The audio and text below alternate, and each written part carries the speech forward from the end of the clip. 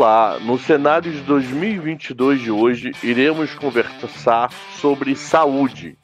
E os convidados são Paola Melo e Rafael Rovai. E aí, dupla, tudo bem? Brau, certo, Tranquilo. Bom dia, pessoal, tudo bem? Bom dia. Uma pergunta para nós já começarmos aqui. Não adianta falarmos de saúde 22 sem de algum modo não falarmos de Covid, é impossível. Não tem assim, acho que desde que eu estou no mercado em 93, que você não fala de um futuro sem falar de um único grande tema para todo e qualquer assunto que você queira falar. Você vai falar de educação, vai falar de Covid. Se você vai falar de dólar, você vai falar de Covid. Tudo tem um tema para ano que vem. E o que acontece? O Covid provocou paralisação em vários setores da economia. E saúde está muito ligada à renda. De algum modo, você tem melhoria de renda, você investe em saúde, você tem melhoria de renda, seu patrão te contrata, 70 e poucos por cento dos planos de saúde são empresariais. Saiu um estudo da GV, tem umas 2 semanas, que ela provando que o informal brasileiro já está girando por volta de 1,5 trilhão ano. Então, a economia informal, de algum modo, entre camelô, não registrado e etc., é maior do que o PIB da Suíça, para ter ideia, só a informalidade brasileira. Como os planos de saúde, olhando para 22, ou a rede hospitalar como todo, farmácia, o setor de saúde pode tentar conquistar esse informal? Baixando o preço, não tem como. Como olhar isso para ano que vem? Pode ser por você, Paola? Pode, vamos lá. Bom dia, pessoal. Primeiro, obrigada pelo convite. Sempre bom estar aqui trocando ideias com vocês. E acho que você falou tudo, Cabral. O Covid foi assim uma bomba atômica em vários setores, mas no de saúde particularmente, né? E acho que contraintuitivamente, né, que as pessoas acham que porque os hospitais ficaram cheios muito tempo, que essas empresas estavam assim rachando de ganhar dinheiro, e a verdade é que foi muito difícil para elas, né? Seja aí nos mais variados segmentos, por exemplo, nos planos de saúde, porque teve uma hiperutilização, nos hospitais teve uma utilização alta, mas eles não ganham dinheiro com o tratamento do Covid, com esse atendimento de emergência, né? Eles perderam cirurgias eletivas. Então, isso chacoalhou as estruturas aí e fez as empresas precisarem aí se reinventar, né? Então, bastante coisa, assim, muitas sementinhas que estavam sendo plantadas aí, seja na parte de digitalização, de novos modelos de remuneração, que são muito importantes na cadeia para alinhar melhor os interesses nesse segmento, eles aceleraram. Né? E aí um desses pontos que você tocou, né, que realmente o setor de saúde, acho que muito por conta da regulação, de como ela amadureceu no Brasil, ele cresceu muito dependente das companhias, né? Ele é um valor muito alto para os indivíduos pagarem, né, na física, então ele acaba sendo um benefício que as empresas pagam aí para recrutar seus melhores talentos, para reter seus funcionários. E eu acho que uma das coisas boas que ficou da pandemia, se é que a gente pode, né, dizer que um evento tão ruim como esse tem um lado bom, mas acho que nessa parte de saúde tem esse legado, é que as empresas começaram a trabalhar novos formatos, né? Então, a gente começa a ver aí esses modelos de plataforma de saúde, né? Então, por exemplo, um Fleury, uma Aliar, tentando trabalhar aí por exemplo, kits, né, ou cartões.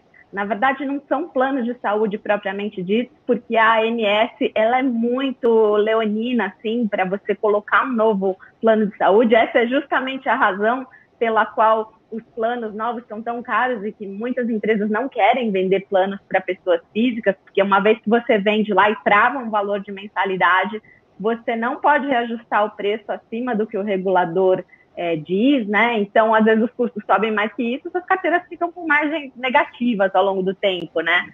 Veja aí uma Amil que passou tantos anos tentando vender uma carteira de saúde e teve que pagar para o comprador levar, teve que pagar 3 bilhões de reais, né? Quando você lê a notícia, você fala ali errado.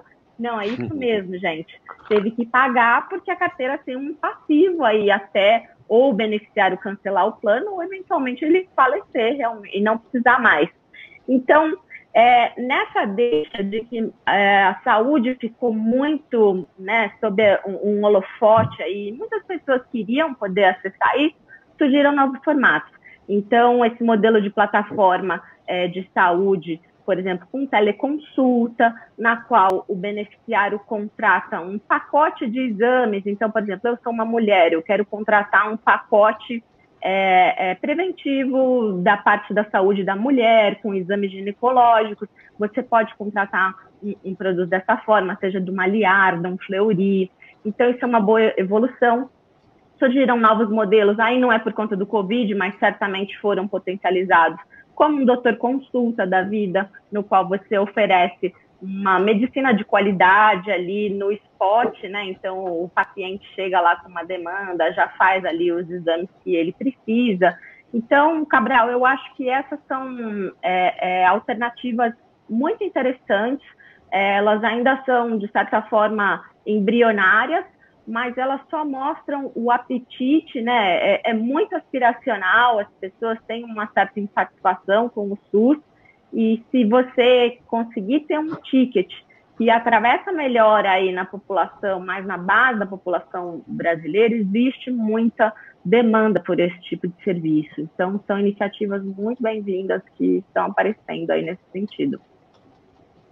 Rafael? Legal, acho que a Paola foi bem precisa, né? Eu concordo com todos os pontos. E só complementando, assim, né? Nós aqui, a gente olha para o setor de saúde pensando em longuíssimo prazo, né? São teses bastante estruturais e de longo prazo, né? Claro, a geração de empregos formais, né? Acho que é o principal driver, como você comentou, né, professor? Mas, assim, a gente acredita, né, que esse setor, claro, novas iniciativas, telemedicina, atendimento móvel, né, tudo isso que a Paola pontuou, mas a gente enxerga, assim, para o setor, né, como um todo, no longo prazo, uma corrida, né, para consolidação aí de algum dos principais players, e a gente acaba olhando também muito para empresas que visam combater essa inflação médica, maiores custos, né? Momento mais complicado, a gente acaba olhando bastante para Intermédica, para a Apvida, e, de maneira geral, para empresas que estão aí correndo em busca dessa consolidação. Então, a gente olha as últimas movimentações, muita aquisição não só das verticalizadas, mas também da Redditor, por exemplo, né? Então, empresas que têm um market share bastante grande, mas que estão buscando aí, de fato, se consolidar em um mercado que é muito pulverizado, né? Voltando para a pergunta, né? Mais foco no Covid aí, o que a gente viu, né, dessas empresas, por exemplo, que eu comentei nesse último trimestre, já são resultados, né, com crescimento na carteira de beneficiários, né? Então, já voltando, né, ainda a sinistralidade muito alta, tanto por já não tanto por Covid, né, mas por procedimentos eletivos, né, mas já voltando, né, tentando demonstrar uma recuperação, uma volta à normalidade, né, mas talvez ainda a gente deve ver alguma dificuldade, né, nesse movimento, mas a gente já vê alguma recuperação, né, então a gente fica bastante preocupado com, né, como está a geração de empregos, né, e tudo mais, mas a gente já consegue enxergar aí um movimento de recuperação, né. Agora contigo, Rafael. Aproveitando o embalo dessa minha primeira pergunta, há uns 15 dias atrás, eu estava lendo uma reportagem de uma empresa que eu nunca tinha ouvido falar na minha vida, chamada Sami. Os caras tiveram um aporte de 100 milhões, eles estão com 400 funcionários só para plano de saúde da Grande São Paulo. O nicho deles é capital, ABC, Osasco, Guarulhos e mais um município que eu não lembro agora. E eles não estão no local pequeno, eles estão simplesmente no maior centro urbano do Brasil. A possibilidade de criar esses nichos de plano de saúde, por quê? Vamos pensar friamente nós. O quanto de 360 dias do ano a gente está fora do nosso grande domicílio? O quanto eu estou fora do grande São Paulo em 360 dias do ano? Um mês? Que é de férias? Então, por que contratar, às vezes, um plano que vai me ajudar em Manaus? Se eu vou a Manaus, sei lá quando na vida. Entendeu? Então, esses planos nichados, eles vão, como vocês já tinham falado, só para exame, eles tendem a incomodar demais os grandões, ou os grandões são tão grandões que no máximo que eles vão fazer, vão lá e compram. Não, legal, acho que esse é um excelente ponto, a gente considera muito isso, né? Acho que um dos riscos aí das teses do setor de saúde, acho que, na verdade, de qualquer empresa, né, é a questão de novos negócios, né, modelos disruptivos de negócio, né, então, com certeza esse é um ponto que a gente tem que ter bastante atenção, mas eu acho legal, porque é algo complementar aquilo que a gente comenta para a tese da rede fechada, né, quando a gente olha empresas como Hapvida e Intermédica, a gente está falando de empresas que tentam fornecer um serviço bom, né, um serviço que seja de qualidade dentro de um certo custo, né? Então, eles tentam aí oferecer algo que tenha um bom custo-benefício, né? Então, eu acho que é mais ou menos nessa linha, né? Tentar trazer as pessoas, né? Um momento onde as pessoas não querem gastar dinheiro com um plano de saúde, está na informalidade ou enfim, a pessoa está entrando no emprego novo. Eu acho que entra muito nessa linha de tentar combater a inflação médica com um novo modelo de negócio. Então, empresas que ou vão ser nichadas, né, numa área, numa rede de hospitais, ou então implementam processos, né, tentam deixar tudo dentro de casa, né, o médico como se fosse um funcionário da empresa, visando alinhamento de interesses. Então, eu acho que sim, né, um dos braços aí das nossas teses para o futuro, mas eu acho que entram muito em linha, né, com as empresas verticalizadas. Agora, essas empresas, né, se a gente pegar a Redditor, né, maior empresa aí da Bolsa, né, no setor de saúde, ela é uma empresa que é muito... ela está enraizada, né, em todo lugar tem ali um hospital da Redditor, né, então ela tem um poder de negociação, ela está em todo lugar, todo mundo mora perto de um hospital da empresa, então até quando a Amil tentou tirar os hospitais da Redditor, ela acabou tendo que voltar, porque muita gente tem ali o plano de saúde, porque tem fácil acesso a um hospital bom, de qualidade, enfim. O que acaba acontecendo, na nossa opinião, é que é um setor muito grande e muito pulverizado e acaba tendo espaço para alguns nichos aí, para atender públicos diferentes, né?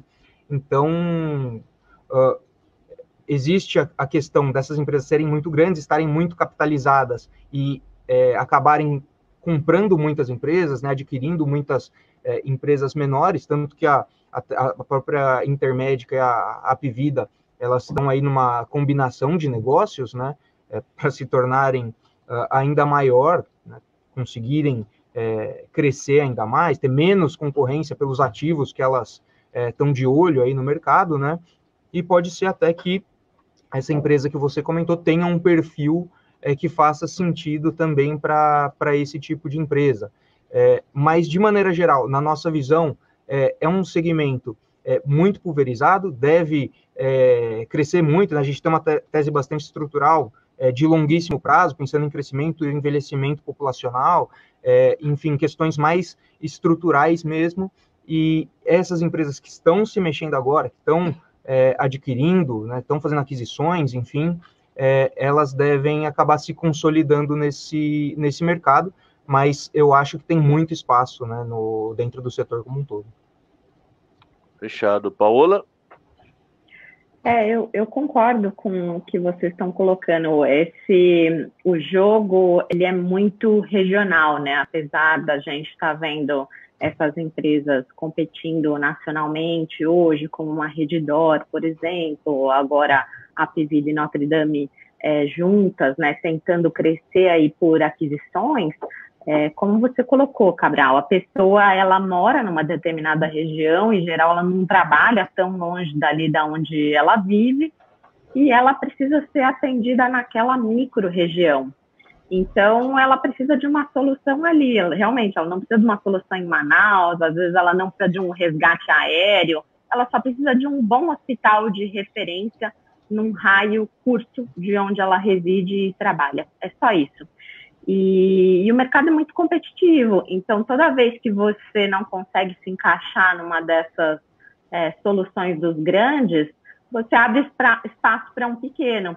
E é um pouco contraintuitivo, né, pensar que o pequeno possa ser competitivo, porque quando a gente pega uma Redditor comprando materiais lá para hospitais no país inteiro, negociando com fornecedores que também são nacionais, é óbvio que ela tem um poder de barganha e que ela negocia melhor. Mas, por outro lado, o controle de custos dentro de um hospital, ele é um jogo local. E ele tem a ver com treinamento, com como você faz a triagem, e isso explica o sucesso desses players verticalizados, né? Então, eles fazem uma triagem muito boa, você tem protocolos padronizados. Olha, o cliente chegou aqui com dor de cabeça, febre, coriza, o exame que faz é esse. O cliente está com uma dor no joelho, antes de você fazer uma ressonância magnética, que é um exame muito caro, vamos primeiro passar com um ortopedista para ele fazer uma análise clínica mais aprofundada, né? Entender mais o histórico desse paciente. Então, esses protocolos que evitam principalmente o que é o mau uso do sistema, eles são muito importantes para você decidir se um hospital ou um plano de saúde vai ser rentável ou não no final do dia.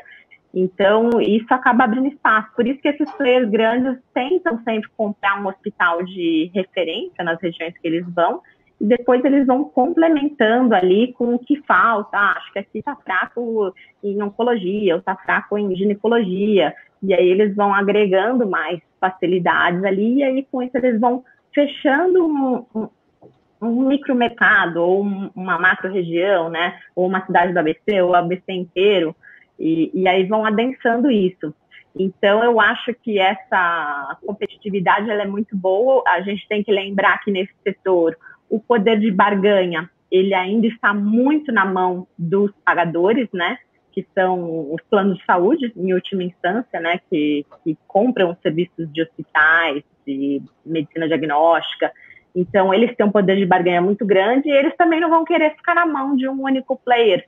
Então, eles próprios, às vezes, vão estimular o surgimento de um segundo player, até para você dosar, falar, poxa, quanto custa uma cirurgia de hérnia em Sorocaba? Se eu tiver só um player, ele vai ser tomador de preço.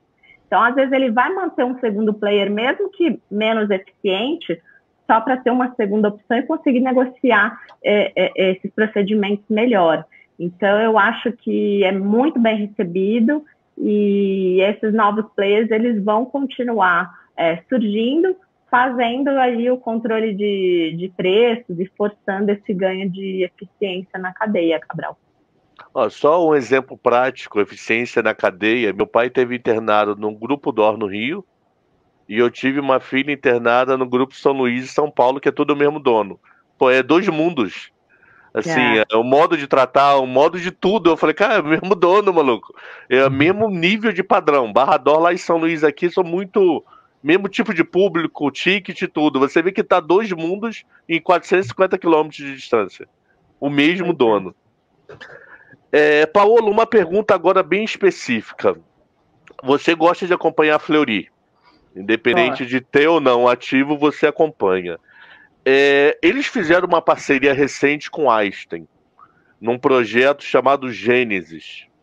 O quanto esse projeto pode agregar valor para a Fleury? Eles já vêm agregando essa parte de genômica, Cabral, se eu não me engano, eles começaram aí em 2017, mais ou menos. E inicialmente parecia uma coisa assim, dedicada muito à classe alta, sabe? Testes genéticos que vão dizer se você tem uma predisposição a ter um determinado tipo de câncer, se você, por exemplo, se adapta bem ao alimento A, B ou C, né? Então parecia uma coisa assim, até de uma certa forma glamurosa, assim, até dispensável. Mas a verdade é que não é nada disso. A medicina, ela está evoluindo muito mais para personalização, né? Então, já não existe mais aquela diretriz de one size fits all, né? Um protocolo que enderece a todos os tipos de tratamento. E, principalmente na parte de oncologia, se a gente souber, por exemplo, que um determinado paciente não reage bem a uma determinada droga, que ele reage melhor a outra, a gente já tem um tratamento muito mais curto e assertivo, né? Porque hoje os protocolos, eles são longuíssimos, né? Então, eu tenho um determinado tipo de câncer, existe um medicamento de referência, esse medicamento A associado ao B, você tenta ele por X tempo, se não deu certo, passa para o protocolo número 2. E isso traz um custo enorme para o sistema, e pior e mais importante é a pessoa que está sendo tratada ali, porque ela quer uma resolução para o problema dela, né? Então, esses testes, eles vão deixar a medicina muito mais assertiva. E essa parte aí do Fleury, que inicialmente era uma aposta no futuro, hoje ela já é uma realidade. Eles já aplicam esses testes genéticos em N áreas da medicina. Certamente a oncologia merece um destaque especial. E agora, como você comentou, eles estão juntando forças com o Einstein na parte de pesquisa. São duas instituições, provavelmente das mais reputadas aqui no Brasil, então certamente toda a comunidade médica vai se beneficiar disso. O Fleury é muito conhecido por ser um centro de excelência e por isso ele consegue precificar melhor até os seus exames ali, porque não é que ele entrega só um laudo para o paciente, em última instância é o cliente final, ele entrega conhecimento mesmo, uma consultoria para o médico que está tratando aquele paciente, porque ele já tem uma base de dados muito robusta, desde toda a história deles, falando, poxa, em geral, o paciente que faz esse exame tem isso, depois ele tem essa patologia, ou, poxa, se o seu diagnóstico que você está tentando é isso, por que você não faz esse exame também, que você vai ter um diagnóstico um pouco mais assertivo? Então, eu acho muito interessante, isso certamente é a vanguarda, né, essa medicina de precisão, medicina personalizada, tem várias formas a qual eles se referem a isso, mas eu acho que vai beneficiar não só o Fleury, como o sistema de saúde brasileiro como um todo. Rafael, quer complementar ou não acompanha tanto o caso da Fleury? Não, a gente até olha bastante para a Fleury, tá? Hoje não está dentro das nossas preferências, né? Que a gente acompanha com mais vigor, assim, mas a gente gosta bastante, né? A gente tem call de compra também para Fleury, tá? E a gente sempre gostou dessa questão de inovação mesmo, né? As empresas, normalmente, que a gente tem em carteira recomendada, né? Enfim, as empresas que a gente olha com mais afinco mesmo, elas normalmente têm um braço forte, assim, em pesquisa e desenvolvimento, né? Estão na vanguarda aí de alguma coisa, a gente acha que isso é bastante importante também. Deixa eu fazer uma pergunta agora, Rafael. Você é uma dupla que você gosta de acompanhar, que é Rap Vida e Intermédica. Sim. Como é que tá essa união? Deu algum problema? Tipo, a Rap Vida, depois que foi citada na CPI, atrapalhou, não tá? Como é que tá essa formalidade dessa união Intermédica Rap Vida? Não, legal. A gente gosta bastante, né? São duas teses que a gente acompanha, né? a Apvida e Intermédica desse lado de empresas verticalizadas, né, e a Redditor na outra ponta. Falando, né, das duas aí, então, essa é uma fusão que, né, desde sempre fez muito sentido, né? Falando do que está acontecendo aí, né? O CAD falou que ia olhar com bastante carinho, né, com bastante atenção para a fusão, entender se tem muita restrição, se não tem, enfim.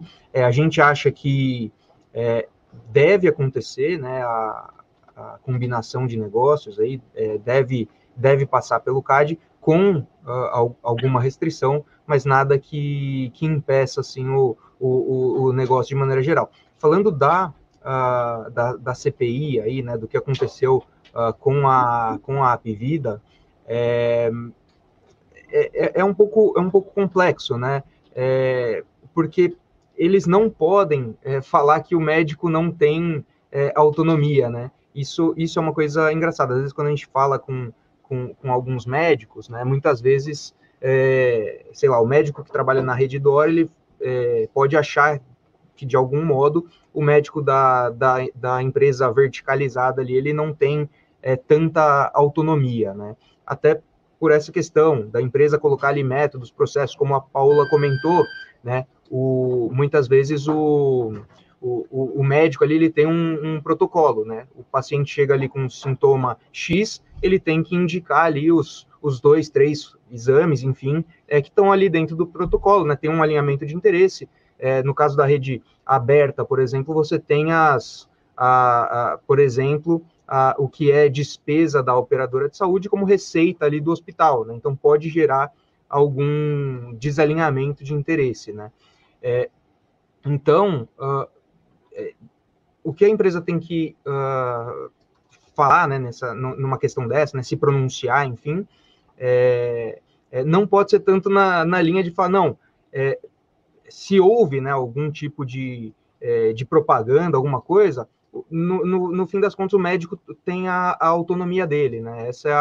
Essa é o que tem que ser passado, mas é difícil saber exatamente se houve algum tipo de interferência por parte da empresa, indicando o uso de cloroquina ou não, mas a gente não acredita que isso, né, por mais que a gente não consiga ter uma noção exata do que aconteceu, né, muito um médico falando outra coisa, outro médico falando outra, enfim, para a gente o que vai interessar aí, né, do ponto de vista de mercado financeiro, é que, no fim das contas, aparentemente, por mais que haja, né, um processo, um método, alguma coisa que faça o médico seguir por uma linha, né, por uma linha uma estratégia, né, de como diagnosticar um paciente, no fim das contas ele tem a autonomia dele, né? Se ele acha que é um caso que ele tem que indicar um tipo de remédio, ele vai indicar. Se não tem, ele não deve prescrever, né? Enfim, mas na nossa visão, o que aconteceu ali, né, essa questão da CPI não deve atrapalhar a fusão, que na nossa visão é uma fusão muito interessante, né, por questões de, as duas empresas são do mesmo setor, né, são perfis semelhantes, mesmo público-alvo, né, existem aí sinergias, enfim, até questão de complementariedade geográfica, né, a gente acha que deve acontecer, mas o ponto não é tanto essa questão da CPI, é mais entender como que o CAD vai vir com as conclusões, né, o que vai ser o que vai ter de restrição, enfim, e depois entender, né, como que vai ser esse plano, né, de repente, um risco de execução aí, né, por exemplo, manter uma estrutura dobrada por muito tempo pode acabar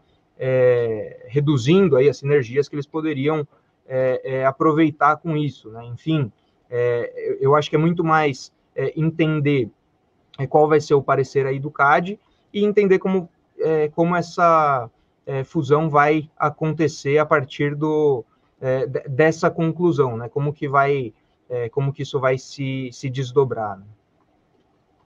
Fechou. Paola, você chega a acompanhar o caso ou não? Se não, de boa. Eu acompanho mais superficialmente esse caso, que como nossa orientação de investimentos aqui é mais de valor, para nós o preço de entrada assim, é uma variável fundamental, e essa aí nunca deu chance da gente passar perto dela, apesar de admirar muito como companhia. Então vamos lá falar de uma que nós três acompanhamos, Redditor. Eu tenho Redditor desde a IPO. Paulo, uma dúvida. Vou fazer uma pergunta fora e vou voltar para dentro da Redditor. A Anima vendeu semana passada, retrasada, nos últimos 30 dias, 25% do braço de medicina dela por 1 bilhão. Ok? Eu acho, numa visão assim de acionista, e não PhD do tema, mas de acionista há muitos anos, que a Redditor tem toda uma estrutura para entrar pesado nesse filão chamado educacional de medicina. Vocês acreditam em algum projeto? Ela está pensando, não está, nem passou na cabeça? Faz sentido, não faz sentido? O que você acha, Paula, desse mundo educacional, já que ela tem toda uma estrutura, né? Olha, sentido faz, Cabral, e o Einstein já se movimentou nesse sentido, né? Eles têm uma universidade ali de formação de médicos, especialização, e isso é muito comum, né? Se você tem um nome que é um nome associado à excelência, certamente os profissionais de saúde vão querer fazer residência nesses hospitais, e se esse tipo de curso coloca ele em contato com os melhores profissionais, então eu vou ser cirurgião, poxa, quem são os melhores, né, na minha área? Então, certamente abre espaço, né? A gente olha, por exemplo, todo o trabalho que a AFIA fez, né, está listado agora nos Estados Unidos, se associando aí a empresas de saúde para oferecer tudo que um médico precisa para se qualificar aí na sua vida, né? Então, acho que faz sentido. O DNA, que é o investidor que está por trás desse aporte na Anima, é da família Bueno, né? Que são do falecido Edson Bueno, fundador da Amil, e o filho dele, que está no comando ali da DASA, né? Que também está investindo em hospitais, já tem uma ampla rede ali de medicina diagnóstica, né? Então, parece que ele está tentando ali entrar em todos os lados. Então, se a Redditor seguisse por esse caminho, certamente não seria o primeiro. Com certeza há espaço e essas parcerias parecem fazer sentido, né? Porque eles entendem de saúde, mas não entendem do ensinar, né? Então, às vezes, uma parceria já acelera um pouco essa jornada. Fechou. Rafael? Não, muito legal. Acho que, né, eu concordo com a Paola. A Redditor, né, ela tem já o Instituto DOR, né, de pesquisa e ensino, né. E a gente sabe que o ensino em medicina é um business bem interessante, né. Quando a gente olha para as empresas de educação, né, o churn é muito baixo, né, no ensino de medicina, né, assim, é muito difícil você comparar ali um curso de medicina com qualquer outro curso, né, porque ticket médio muito alto, né, margens elevadas e a taxa de evasão muito pequena, né, então, como business, é algo muito interessante. A gente gosta bastante da Redditor também por essa questão, essa frente de inovação, né? Eles têm um instituto e a gente olha muito para essa questão, né? Pesquisa e desenvolvimento, empresa líder nas pesquisas aí, né? De oncologia, enfim, acho que faz bastante sentido também. Acho que é um investimento que para o longo prazo aí pode fazer bastante sentido para a empresa, sim. Rafael, uma das últimas perguntas aqui com vocês, que eu já estou meio que cravando em tempo, que ação eu não posso deixar de ter no setor em 2022? Porque aonde o olho brilha para vocês? Legal. E por quê? Legal. Olha só, nós aqui, né, a gente olha muito para longo prazo, né? O setor de saúde é um setor que tem uma tese estrutural de longuíssimo prazo, né? A gente olha muito para a estrutura do Brasil, para a população como um todo. Então, crescimento populacional, envelhecimento populacional, busca por procedimento, quanto que vai crescer o setor como um todo, como as empresas estão se comportando. Então, a gente olha Redditor, Intermédica e Apvida, o próprio Fleury fazendo, né, fazendo muitas aquisições, muita movimentação, todo dia tem um fato relevante, enfim. Eu diria que para quem tem foco no longo prazo e busca empresas que devem crescer, que devem entregar resultado, Redditor deve triplicar receita, né, olhando para os próximos, triplicar geração de fluxo de caixa, aliás, olhando para os próximos 10 anos, aí, enfim, eu acho que essas empresas, elas devem ir abrindo aí oportunidade de compra, né, enfim, nós aqui, a gente gosta muito dessa dupla aí, né, pegar uma empresa verticalizada, uma empresa né, como é a Redditor, né? A nossa preferência hoje no setor de saúde é a Redditor, tá? Então a gente, nas nossas carteiras recomendadas, o que você vai encontrar lá é a Redditor, mas num portfólio, né, de um investidor com foco no longo prazo, a gente acha que faz muito sentido você se expor nessas duas verticais. Então, de repente, ter uma empresa da rede fechada, né, como a Redditor, e uma empresa verticalizada, uma empresa da rede aberta, como a Redditor, e uma fechada, como a Intermédica ou a Apvida, né, as nossas preferências hoje, eu colocaria em primeiro lugar a Redditor, em segundo lugar a Intermédica, tá, na composição do portfólio. Se é para falar uma que não pode faltar, na nossa opinião, é a Redditor. Fechou. Paola?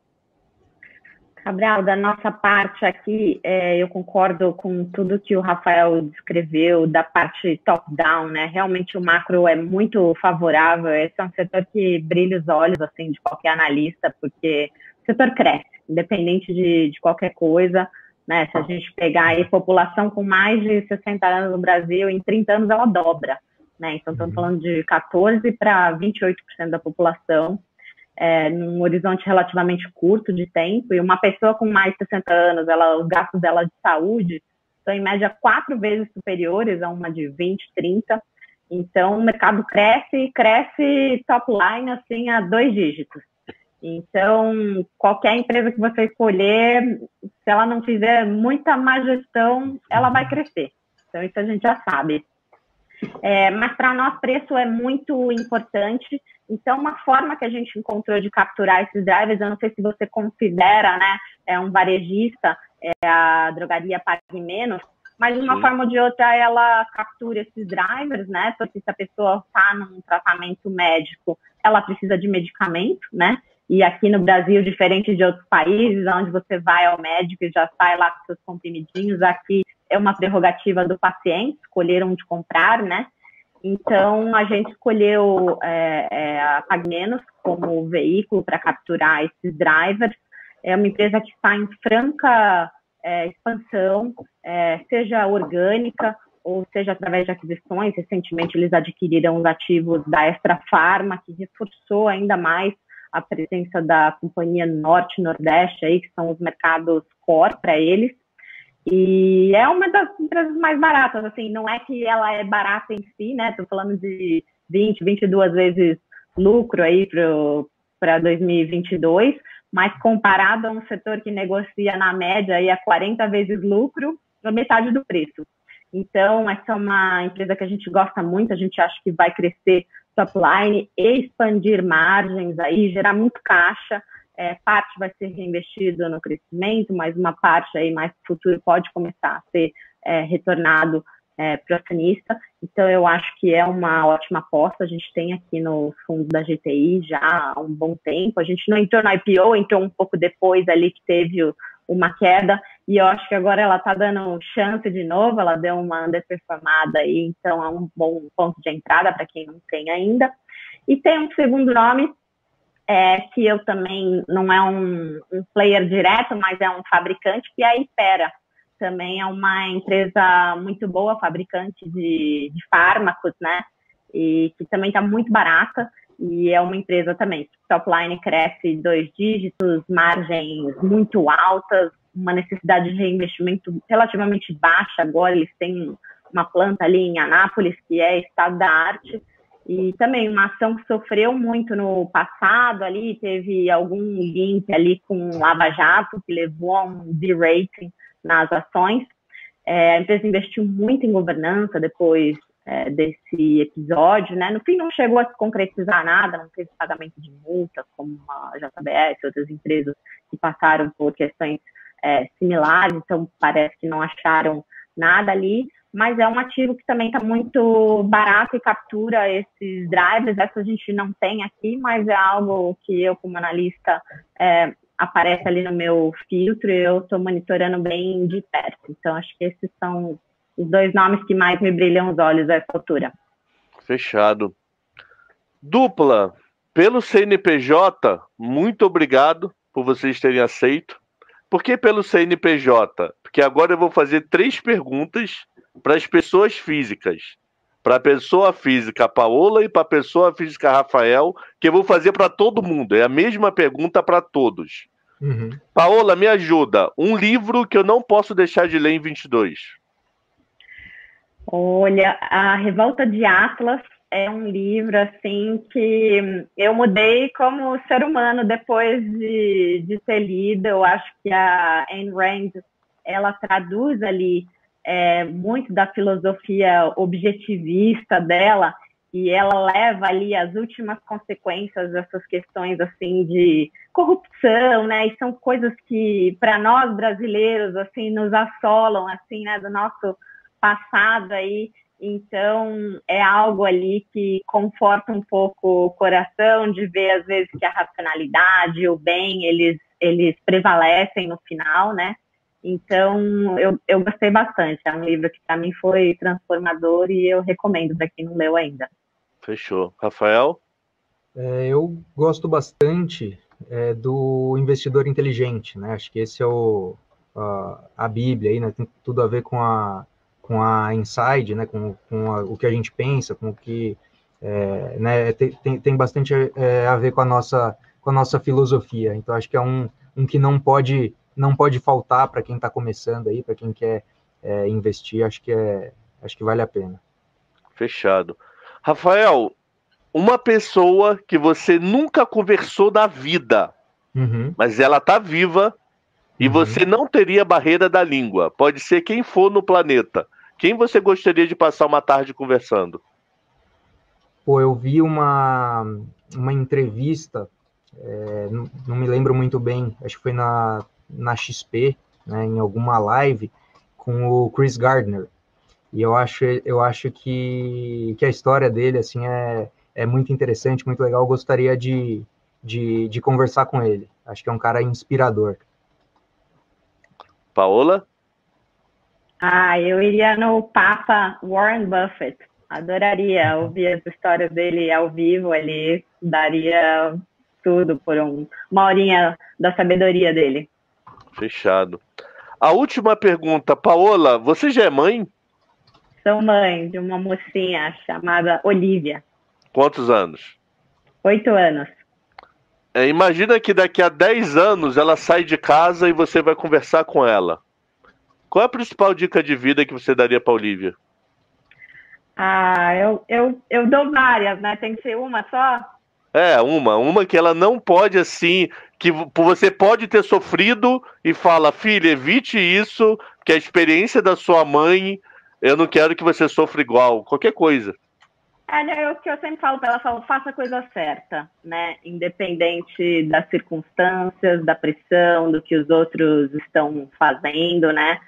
Faça o que você acredita, o que te deixa dormir tranquila, né?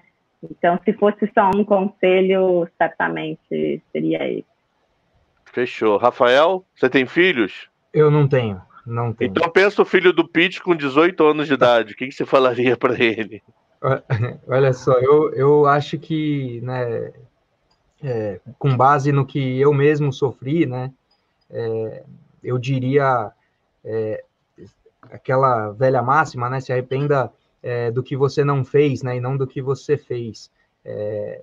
Eu acho que a gente não pode querer estar sempre muito preparado, né, vai e faça, né, testa, tenta, não deixe de fazer o que você quer, o que você acredita, né, tenha seus objetivos, corra atrás, mas não deixa para depois, tem que ir lá e fazer.